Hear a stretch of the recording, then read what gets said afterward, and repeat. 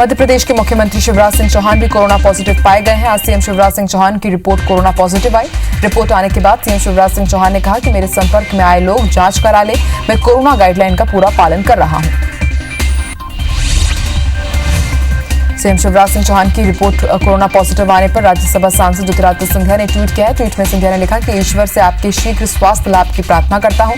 आप जल्द ही स्वस्थ होकर प्रदेशवासियों की सेवा करें, ऐसी कामना करता हूं। वहीं सीएम शिवराज सिंह चौहान को कोरोना पॉजिटिव पाए जाने के बाद पूर्व सीएम कमलनाथ ने भी ट्वीट किया है। कमलनाथ ने ट्वीट कर कहा कि मुख्यमंत्री शिवराज सिंह चौहान के अस्वस्थ होने की जानकारी मिली, ईश्वर से उनके शीघ्र स्वस्थ होने की कामना करता हूं।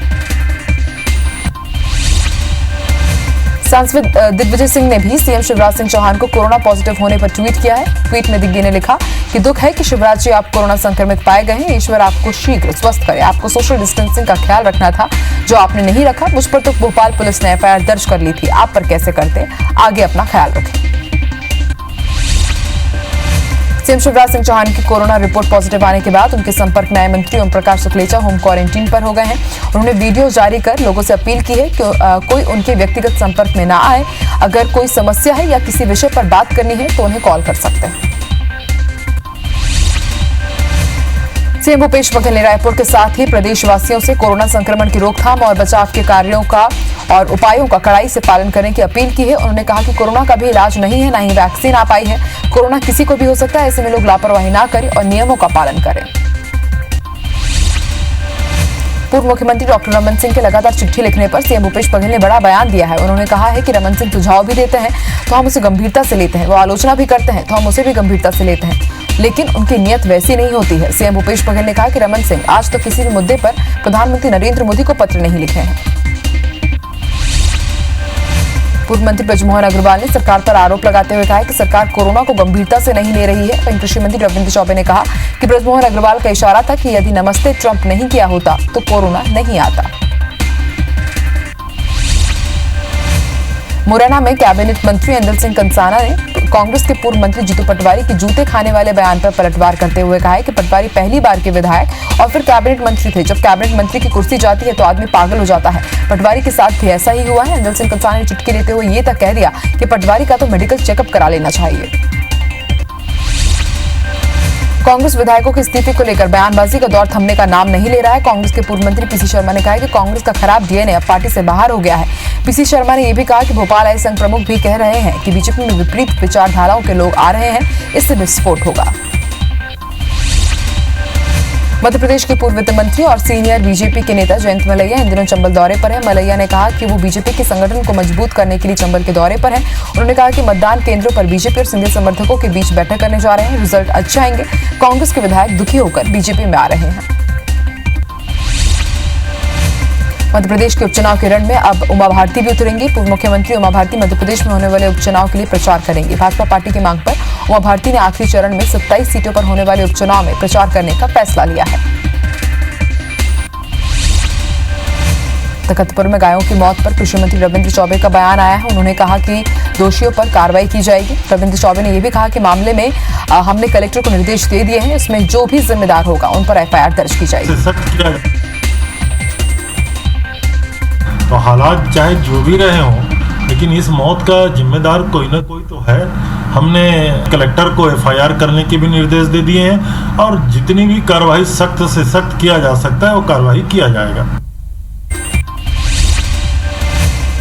वहीं 50 गायों की मौत के मामले में नेता प्रतिपक्ष धर्मलाल कौशिक ने भी बड़ा बयान दिया। धर्मलाल कौशिक ने कहा कि मामले में दोषियों पर कड़ी कार्रवाई होनी चाहिए, साथ ही पशुपालकों को हर्जाना मिलना चाहिए। कौशिक ने यह भी कहा है कि इस मामले को लेकर सरकार पर आरोप भी लगाए हैं। तखतपुर में आपको बता दें कि आज 50 से ज्यादा गायों की मौत हुई है। जिस प्रकार से ये बड़े हादसे हुए हैं, इसकी संपूर्ण जांच होनी चाहिए। जो भी दोषी हो उसके खिलाफ में कार्रवाई हो। जो पशुपालक हैं, सरकार के द्वारा उनको उसकी क्षतिपूर्ति की राशि दी जानी चाहिए। तखतपुर विकासखंड के मेडपार गांव के जर्जर पंचायत भवन में रखे गए गायों की मौत के मामले में कलेक्टर डॉक्टर सारांश मित्तर ने जांच के आदेश दे दिए हैं। कलेक्टर ने इसके लिए एडिशनल कलेक्टर की अध्यक्षता में एक जांच कमेटी का भी गठन कर दिया है। कमेटी को 3 दिन के अंदर रिपोर्ट देनी होगी। कलेक्टर ने घटनास्थल का जायजा भी लिया। कोरोना का कहर लगातार बढ़ रहा है, उसके बाद भी इंदौर में पॉलिटिकल गैदरिंग थमने का नाम नहीं ले रही है। आगामी सार्वत्रिक उपचुनाव को लेकर सियासी दलों का जनसंपर्क अभियान जारी है, जबकि कई नेताओं के परिजन भी पॉजिटिव आ चुके हैं।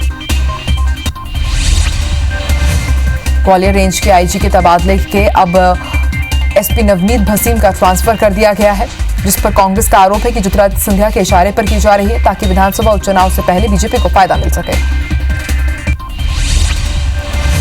शिवराज सरकार अब भोपाल के कोविड-19 अस्पताल से संचालित होगी। अस्पताल से वीडियो कॉन्फ्रेंसिंग के जरिए न सिर्फ प्रदेश स्तरीय कोरोना मामलों की समीक्षा होगी, बल्कि जरूरत पड़ने पर अस्पतालों से विभागों की समीक्षा भी की जाएगी। भिलाई और रिसाली नगर निगम चुनाव के लिए राज्य निर्वाचन आयोग ने मतदाता सूची तैयार करने के निर्देश दे दिए। 30 जुलाई से मतदाता लिस्ट तैयार करने की प्रक्रिया शुरू कर दी जाएगी। वहीं नवंबर-दिसंबर में भिलाई और इससे अलग होकर बने नए रिसाली नगर निगम में चुनाव भी हो सकते हैं। लॉकडाउन में किए गए सेवा कार्यों को संजोने के लिए बीजेपी ई बुक बनाने जा रही है। इसके लिए बिलासपुर जिले में शहर और कस्बे से लेकर ग्रामीण क्षेत्रों में किए गए कार्यों का डिटेल, फोटो, वीडियो इकट्ठा कर ई बुक बनाया जा रहा है। वहीं इस पर अब राजनीति भी हो रही है। सीएम शिवराज सिंह चौहान के जल्द स्वस्थ होने की कामना को लेकर एक तरफ प्रार्थना और हवन का दौर जारी है। भारतीय जनता युवा मोर्चा ने भी आज महामृत्युंजय जाप कर मुख्यमंत्री के जल्द स्वस्थ होने की कामना की। इस दौरान कार्यकर्ताओं ने सोशल डिस्टेंसिंग का पालन भी किया। कटनी में रोशन नगर के श्रीराम जानकी हनुमान वार्ड क्रमांक 18 के एक पूर्व पार्षद का वीडियो सोशल मीडिया पर वायरल हो रहा है। इस वीडियो में पूर्व पार्षद महिला से सड़क बनवाने के एवज में पैसे की मांग कर रहे हैं। वहीं पूर्व पार्षद साक्षी गोपाल साहू ने आरोपों को सिरे से नकार दिया है।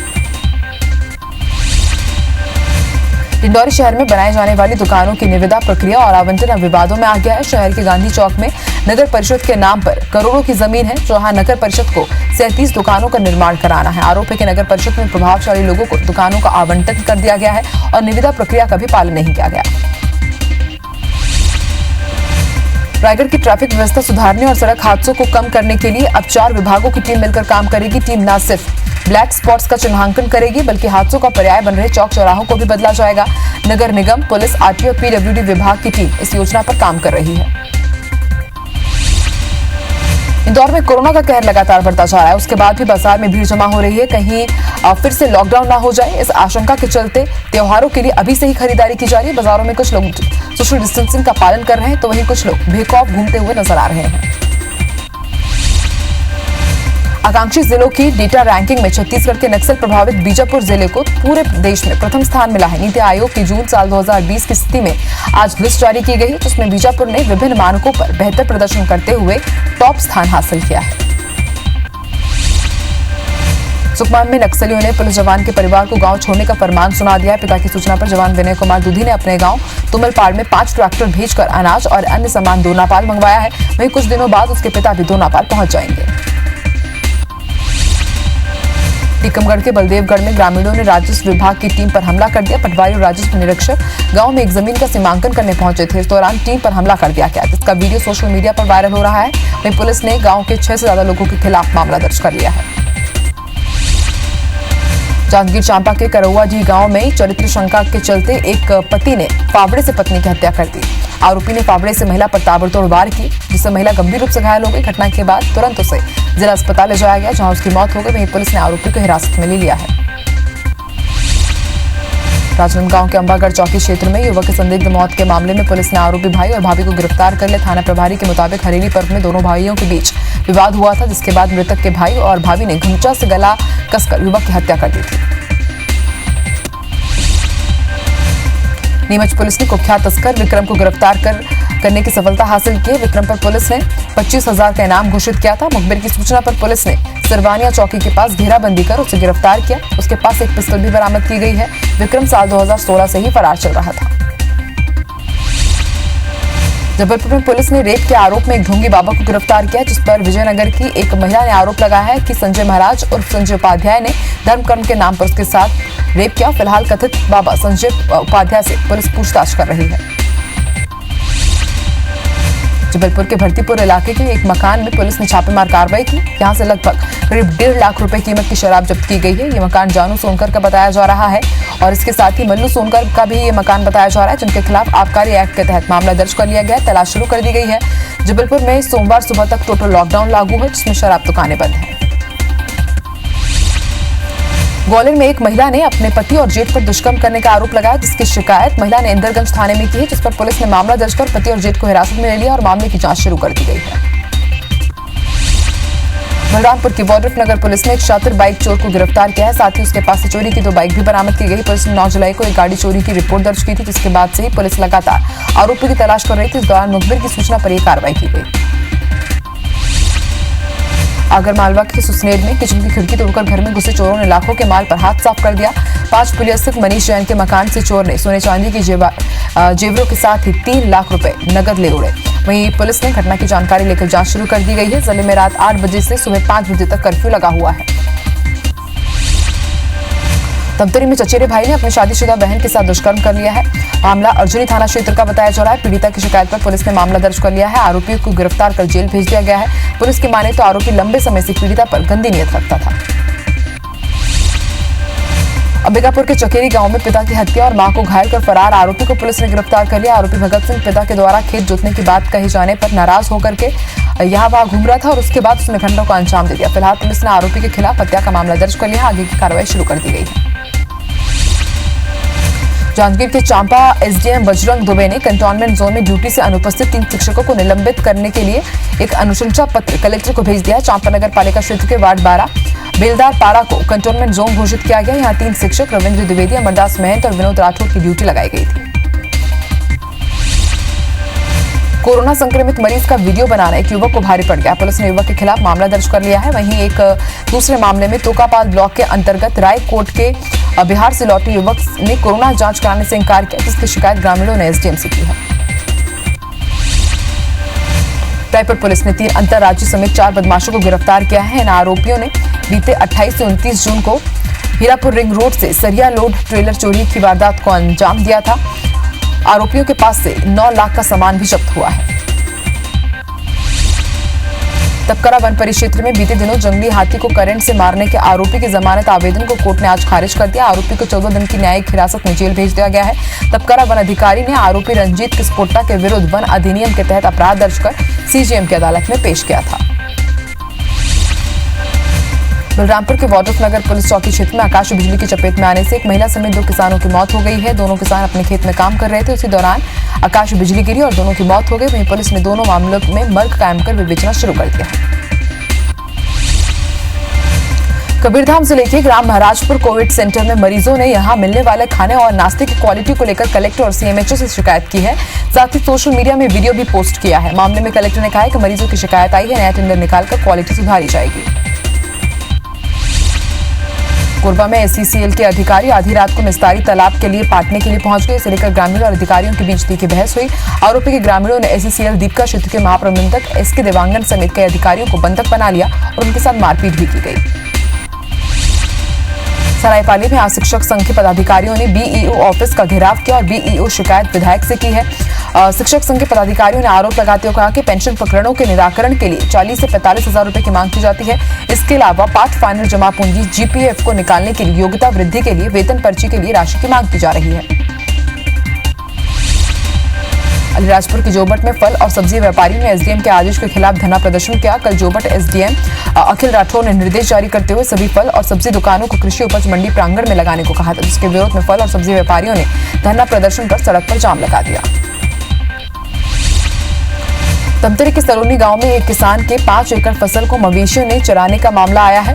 मवेशियों से चराने का मामला सामने आया है। पीड़ित किसान ने फसल चराने वालों पर कार्रवाई नहीं होने पर 28 जुलाई को परिवार के साथ आत्मदाह की चेतावनी दी है। फिलहाल इस मामले में पुलिस जांच के बाद दोषियों पर कार्रवाई करने की बात कह रही है। सरायपाली के अमरकोट गांव के मजदूरों को मजदूरी नहीं मिलने से वो परेशान है। 30 साल पहले मनरेगा के तहत काम किया था। इसका भुगतान अब तक नहीं होने पर मजदूरों के साथ कांग्रेस प्रदेश महामंत्री पुष्पेंद्र पटेल ने सरायपाली सीईओ, एसडीएम और जिला पंचायत सीईओ से शिकायत करते हुए उचित कार्रवाई की मांग की। वहीं रोजगार और तकनीकी सहायक को नोटिस जारी किया गया है। छिंदवाड़ा में स्वामी स्वरूपानंद सरस्वती जी महाराज के खिलाफ आपत्तिजनक टिप्पणी करने के हिंगलाज सेना के सदस्यों ने पुलिस अधीक्षक के नाम ज्ञापन सौंपा है। साथ ही असामाजिक तत्वों का विरोध करते हुए पुलिस प्रशासन से त्वरित कार्रवाई की मांग की। जगत गुरु के शिष्यों ने एक युवक पर आरोप भी लगाया है। बलरामपुर में कोरोना के बढ़ते हुए मामलों को देखते हुए प्रशासन ने सभी नगरीय क्षेत्रों में पूर्ण लॉकडाउन के आदेश जारी कर दिए गए। जिले में पहले शनिवार को पूर्ण दिन का पूर्ण लॉकडाउन रहेगा और इसके साथ ही एहतियात के तौर पर सभी नगरीय निकायों में 7 दिन के पूर्ण लॉकडाउन किए जाने के निर्देश जारी कर दिए गए हैं। इस दौरान दूध और ठेले पर सब्जी बेचने वालों को सुबह 6 बजे से 9:30 बजे तक की छूट दी गई है। मध्य प्रदेश में शनिवार और रविवार को टोटल लॉकडाउन घोषित किया गया है। वहीं नरसिंहपुर से उद्योग केंद्रों में बड़ी लापरवाही सामने आई। यहाँ उद्योग केंद्र खोले गए और विभाग के अधिकारी सामान्य दिनों की तरह कामकाज करते हुए भी नजर आए। मामले में सहायक प्रबंधक ने नियम कानून की जानकारी का अभाव बताया और इसके लिए वो अपने प्रबंधक को ही जिम्मेदार बताते हुए नजर आए। 26 जुलाई यानी कि कल कारगिल विजय दिवस मनाया जाएगा, लेकिन कल इंदौर में लॉकडाउन है, जिसके चलते श्रद्धांजलि सभा का आयोजन किया गया। इसमें सोशल डिस्टेंसिंग के साथ महाराणा स्काउट के सदस्यों ने शहीदों को श्रद्धांजलि अर्पित की। बता दें कि कारगिल की लड़ाई में इंदौर के कई जवान शहीद हुए थे। सीएम भूपेश बघेल की मौजूदगी में राज्य खनिज विकास निगम नवनियुक्त अध्यक्ष गिरीश देवांगन ने आज कार्यभार ग्रहण किया। इस दौरान सीएम ने गिरीश देवांगन को नया दायित्व मिलने और उन्हें उनके जन्मदिन की शुभकामनाएं दी। गिरीश देवांगन ने कहा कि सरकार और जनता के अनुरूप अब वो काम करेंगे। पत्थलगांव क्षेत्र में इंसान और हाथियों के बीच मानो एक कोल्ड वॉर सा छिड़ा हुआ है। कल तपकरा क्षेत्र में बिजली के करंट से एक हाथी की मौत हो गई थी, तो आज तड़के सुबह पत्थलगांव के लुड़ेग इलाके में 13 हाथियों के दल ने एक किसान को कुचल कर मार दिया। पत्थलगांव वन अधिकारी ने मृत किसान के परिजनों को 25,000 रुपए की तत्कालिक सहायता राशि मुहैया करा दी है। केशकाल में एक ट्रेलर अनियंत्रित होकर पेड़ से टकरा गया और हादसे के बाद वाहन चालक 3 घंटों तक गाड़ी और पेड़ के बीच फंसा रहा। घटना की सूचना मिलने पर पुलिस की टीम मौके पर पहुंची। स्थानीय लोगों और वनकर्मियों की मदद से पेड़ काटकर युवक को बाहर निकाला गया। घटना केशकाल थाना क्षेत्र की है। शिवपुर जिला अस्पताल कैंटीन में सिलेंडर का पाइप निकलने से आसपास आग भड़क गई और इससे वहां मौजूद कैंटीन संचालक सहित कुक, सहायक कुक और एक अन्य कर्मचारी आग की चपेट में आ गए। सुरक्षा गार्ड ने अपनी सूझबूझ से आग पर काबू कर झुलसे कर्मचारियों को तत्काल इलाज के लिए भिजवाया। घटना की जानकारी मिलते ही अस्पताल के डॉक्टर्स और अधिकारी वहां पहुंचे। भिलाई के सुपेला मार्केट में एक गैस चूल्हा रिपेयरिंग दुकान में भीषण आग लगी। इस दुकान में रखे 4 सिलेंडरों में भी जोरदार धमाका हुआ और इसके साथ ही भिलाई इस्पात संयंत्र की फायर ब्रिगेड ने 1 घंटे की मशक्कत के बाद आग पर काबू पाया। आग लगने से लगभग 2 लाख रुपए का सामान जलकर खाक हो गया है। सुपेला थाना पुलिस मामले की जांच कर रही है। ग्वालियर में आंगनबाड़ी कार्यकर्ता की मौत के बाद 50 लाख की आर्थिक मदद के साथ उसकी बेटी को सरकारी नौकरी दी गई है। हेमलता वर्मा की कोविड ड्यूटी में मौत हो गई थी, जिसके बाद आज हेमलता की बेटी प्रीति वर्मा को मंत्री इमरती देवी ने आंगनबाड़ी कार्यकर्ता के पद पर अनुकंपा नियुक्त पत्र दिया। छत्तीसगढ़ में 24 घंटे में अच्छी बारिश होने के आसार दिखाई नहीं दे रहे हैं, यानी लोगों को कल भी उमस से राहत नहीं मिलेगी। हालांकि आज प्रदेश के मध्य क्षेत्र पे अधिकांश स्थानों पर और कुछ बाकी के कुछ स्थानों पर गरज चमक के साथ हल्की बारिश हुई है।